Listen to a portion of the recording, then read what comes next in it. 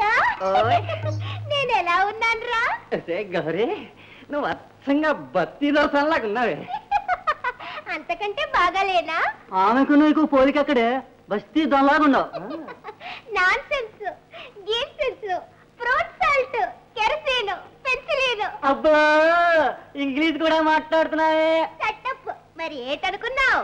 నేను గౌరీ దొరసాని తెలుసా? హలో దొరసానమ్మా, నేను ఈ బట్టల్లో నీకంటే అందంగా ఉన్నానటగా. నాకంటే 100 రెట్లు అందంగా ఉన్నావు. ఏమే నన్ను కొడతావటే? ఉండు నీ పని చెప్తా. నిన్ను గౌరీ గౌరీ గౌరీ గౌరీ గౌరీ గౌరీ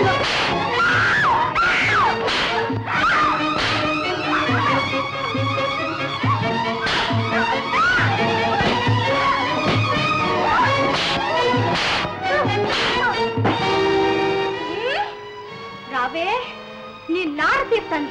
ఏమే ఈసారి నీ తాడ తెంచుతా.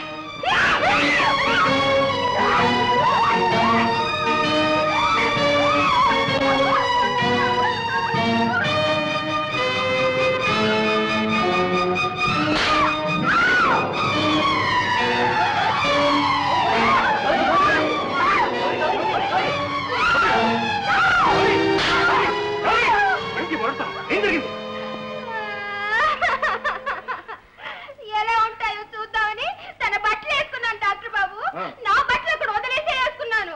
చాచి నన్ను దవడ మీద కొట్టింది. అందుకని చిన్న పెద్ద మంచి చెడు లేకుండా తిరగబడన్నా నీ బుద్ధి లేదు. నాకు బుద్ధి లేదా? అవునులే, బుద్ధి ఉంటే ఈ బట్టలు ఎందుకు వేసుకుంటాను?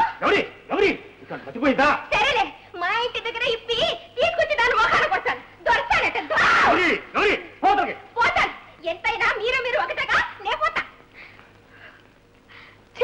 పొట్టి పశు, ఈ పశుతో ఏగడానికి నీకే చరమణైంది. సరే చదువు సంస్కారం ఉన్న నీ బుద్ధి ఎక్కడే పోయింది? అవునులే, ప్రజాసేవ పేరుతో పాడు బుద్ధులకు అలవాటు పడ్డ నీకు మాత్రం ఎలా అర్థం అవుతుంది? అది చేసిన పాడు పని.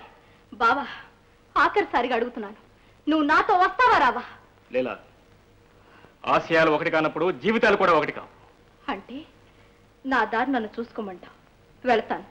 అయినా బురదకు అలవాటు పడ్డ వాళ్ళని పన్నీటిలో స్నానం చేయించాలనుకోవడం నా తెలివి తక్కువ. నువ్వు దాంతోనే ఊరేగు. వస్తాను.